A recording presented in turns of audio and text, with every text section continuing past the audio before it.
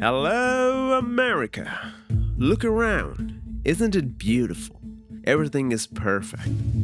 From the hum of your AC to the glow of your smartphone screen, energy makes life effortless. Why question a system that works so well for me and my kids anyway? The real issue here is that there are externalities that aren't being taken into account. Society as a whole bearing the cost that should actually be a privatized cost in many cases. Children today who grow up with the idea of understanding climate change as a problem and as integral with our economic system understand the world in a slightly different way. All countries have focused on growth, and that means growth of market output, GDP. Other economists say we can't have degrowth. The whole economy has to stay healthy, and that means it needs to grow. And so that is a serious problem, and we need to very much think about what does growth mean? The US would never change its policy because the economy is ultimately the root of its strength. The notion that we'll just adapt to something is a little Pollyannish. Why would you want to adapt to something that you could stop? Focus so much on economic growth as the measure of success and as income as the measure of success in our personal lives, that can be really problematic and really unhealthy for our planet, unhealthy for ourselves, as individuals. I'm not part of the degrowth movement because it actually freaks people out. Nobody wants to think about the economy shrinking. Yes, climate change is happening, but we can't afford to address it. Well, that's a red herring, because by invoking individuals who are most vulnerable and saying they are the ones that will benefit the most, first of all, that's so duplicitous because, of course, if that's true, then we should be trending policy-wise towards a more equitable world. So from the very beginning, increasing the wealth of nation was the goal for this society. But in the constitution of this country also has three fundamental goals, and that are life, liberty, and the pursuit of happiness. How you will achieve these goals completely rest on the individuals. So from there, this individual perspective came, where it is the individual choice, it is the individual responsibility. They have to work hard, and then they can achieve those goals. The US has the biggest Protestant population, so they also believed in individualism, individual choice, individual freedom. The individual will stand before God, and individual will have to account for his or her own actions. Okay, no priest can help them. That means that no one can help them. And that also created the political ideology in this country that is called liberal democracy. Society tries to curtail individual freedom. And individual's freedom is like sacred. It is the ultimate objective of the system to protect individual freedom, individual rights. As a result, it views society as the enemy of the individual. And also, if you look at the Latin American situation, they have their own domestic conflicts. So after Second World War, the US helped the development of European countries, reconstruction of the European countries. Initially, the World Bank was named as the Bank of Reconstruction, and the US did not do anything like that in Latin America. Latin America are their closest neighbors. Europe is a further neighbor, distant neighbor. But the US helped the Europeans rather than Latin Americans. And why? So you can find an answer in the dependency theory. In a political theory, a realist political theory, a great power always tries to keep their neighbors weak. The great power does not like that their neighbors also become economically powerful or politically powerful. So then the US policy focused only to increase income or to increase economic growth. That was the GDP impact on social policy. Policy ignored other important aspects of development, social development, mental development, cultural development, environmental development, and so on. GDP was created in the 30s when they wanted a simple measure for market output. Whatever the market produced, because that's how they thought of the economy, and especially in the Depression when there were almost no jobs and unemployment was extraordinarily high. And so once the GDP was created, and even the person who created said, look, this is not a measure of how well the economy is producing or how well people are doing. It's a measure only of market output. And so don't forget that, and please don't use it for economic welfare. Well, hey, guess what?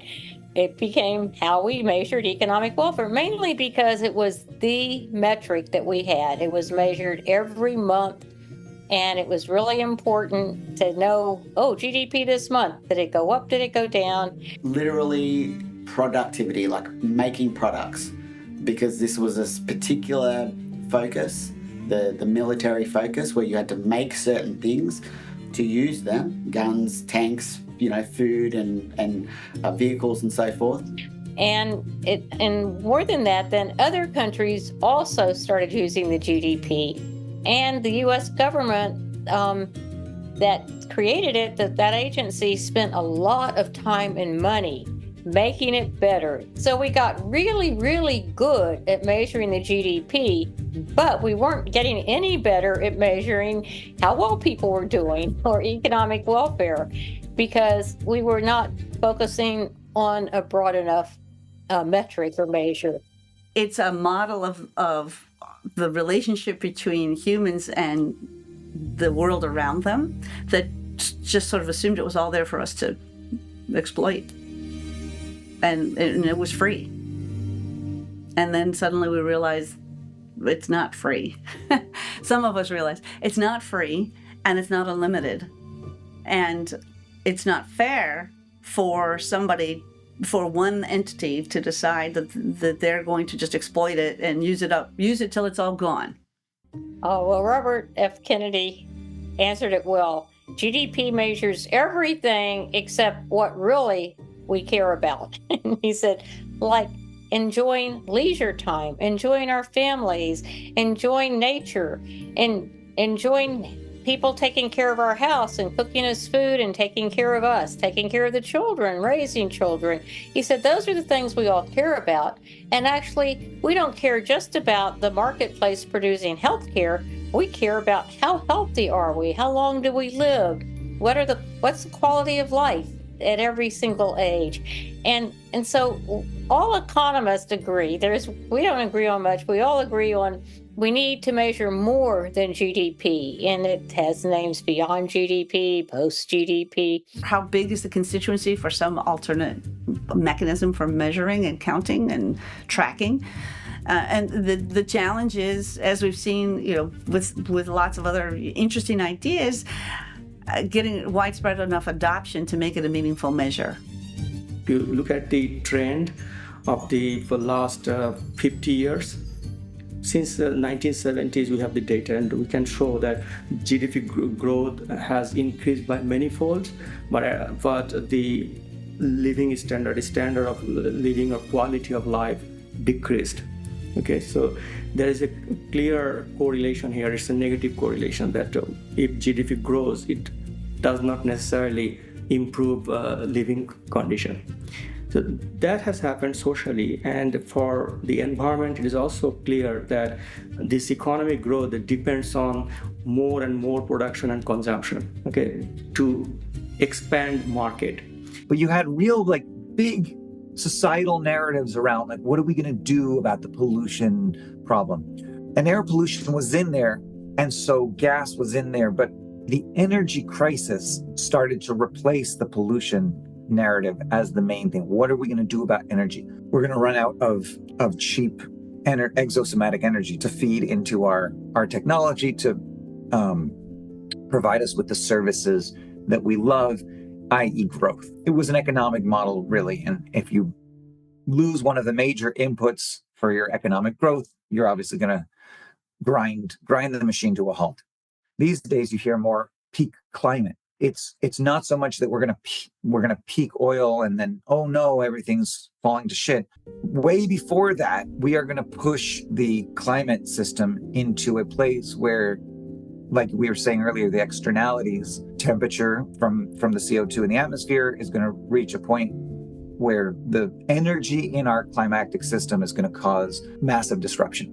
But it turned out that we've been dumping so many greenhouse gases in the atmosphere that we're supercharging.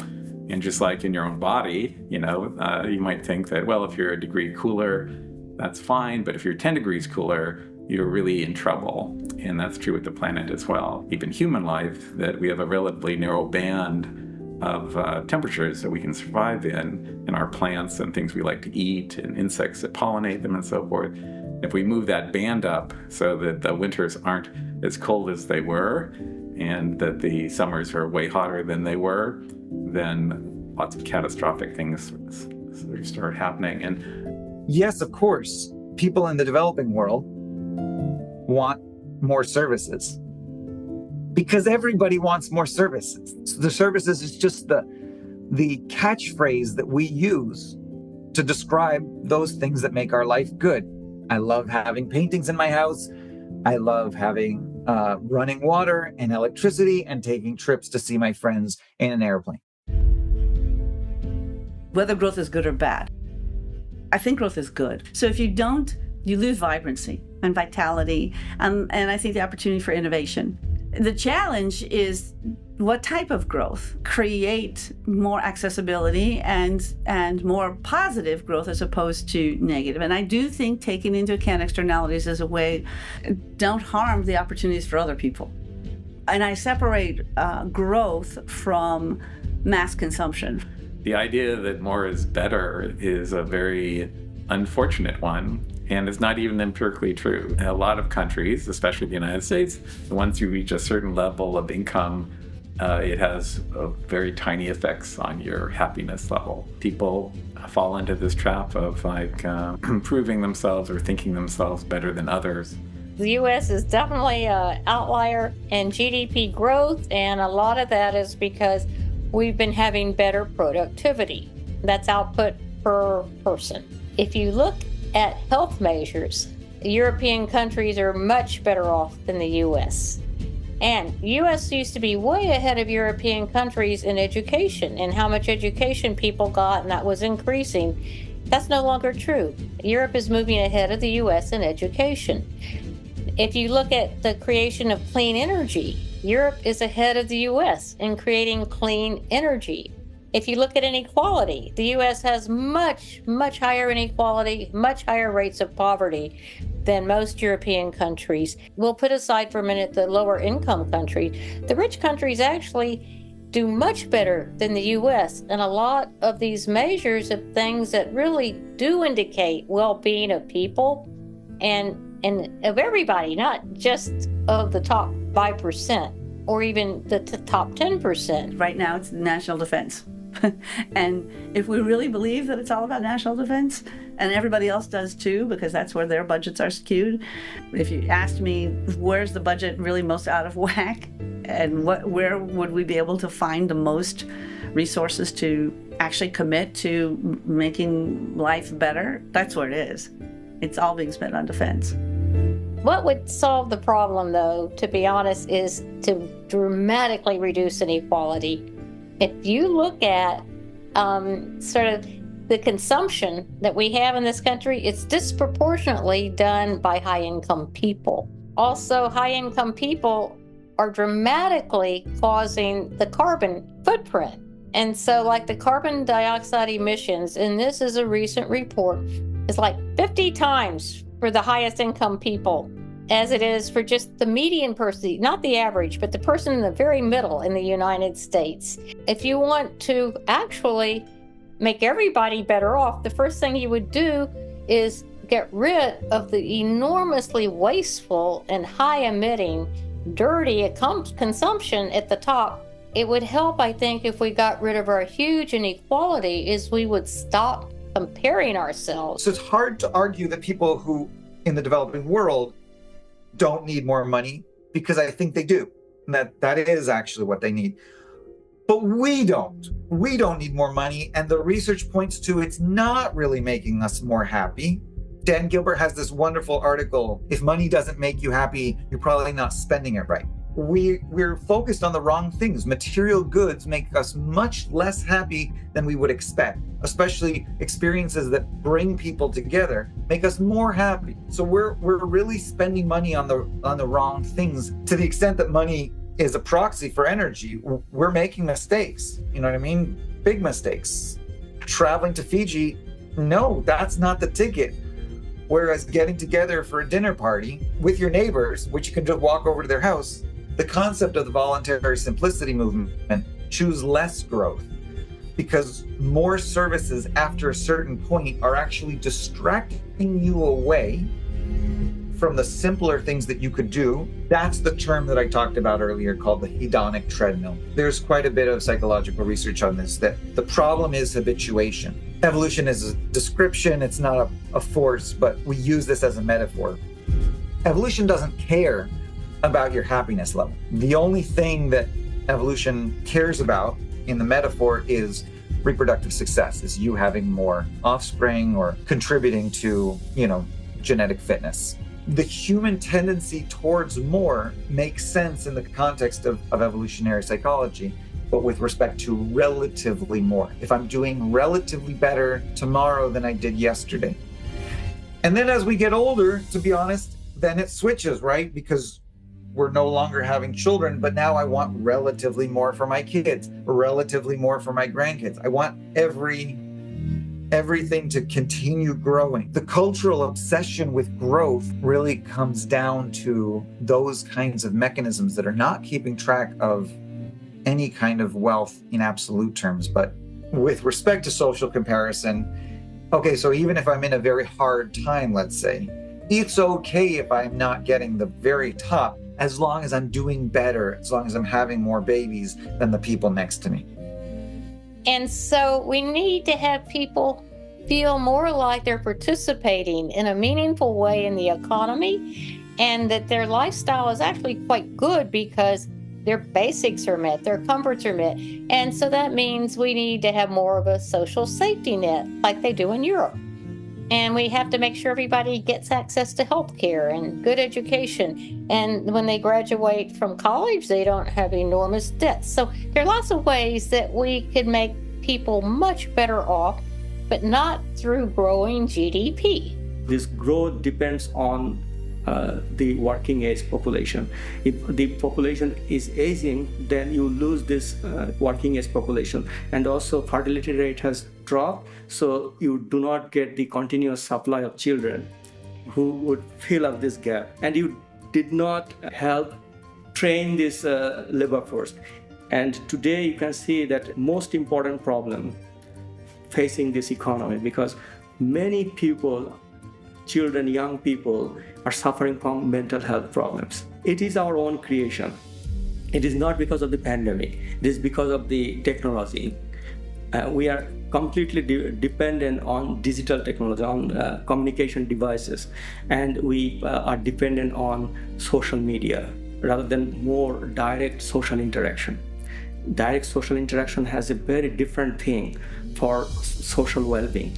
That has largely contributed to this huge number of young people suffering from mental health problems. Their productivity, their work productivity will diminish. And you can think about AI, machine learning. These are like other necessities, because since the aging population is creating the problem, now we are thinking about replacing this working age population with machine, as if technology can solve all our problems. How are these tools, how are growing up with these types of different tools, and is the next generation going to grow up with AI agents, and how does that impact people's mental health and youth in particular, and the anthropomorphism, thinking about humanness to some of these AI tools is something that we're seeing more and more of as these tools increasingly grow in their power and strength. And it's a tool, right? It's not inherently good. It's not inherently bad. It's a tool. It's a technology. It can be used and leveraged in different ways. It can be built in different ways. It's really more a reflection of different values and priorities. And I think this is a role for education as well. Educators shouldn't just be telling students, write down this message. This is good. This is bad. What I try to do as an educator is open up space for debate and critical thinking so that we can talk about these issues, we can talk about these tensions and trade-offs. And I do really think it's important that we don't just give youth and children and students and young people these tools without any sort of understanding around how to use them responsibly and understanding the different risks, both for themselves and the broader society and environment. That kind of thing happened with social media, and we're seeing the repercussions, right, from like a mental health perspective. And it's tied to this other concept of techno-solutionism. It's basically the idea that technology can solve problems without really recognizing that problems exist in these broader social and environmental contexts and domains, and that it's almost like an over-eagerness to use technology to solve problems that are more complex in nature. We've decided that so many things don't matter, right? So we don't teach civics, so they don't learn about how our government works. They don't learn about the role that individual citizens play in our own government. They don't know how a bill gets passed. They don't know how decisions are made. We've cut out music. We've cut out PE. We've cut out art. We've cut out things that are not specifically academic. Really shut down opportunities for self-discovery, things that people didn't even know about themselves, talents they didn't even know they had because we seem to not value them. I think pedagogical answer is to help children and youth understand the sort of complexities of the system on some level, that we're going to be able to shift things to really prioritize sustainability. And in order to be able to take those steps and make those changes, the kids, the youth, all of us ongoing need to understand the system as it is. On the one hand, it's great to have a vision of where we want to get to, is to really think about what are we actually working towards. Kids are in a great place to be able to imagine the future that they want for themselves and for their children. But then we also are going to need to understand why we are in the situation we are in now, and so that we can understand how to get from here to what we want as best we can.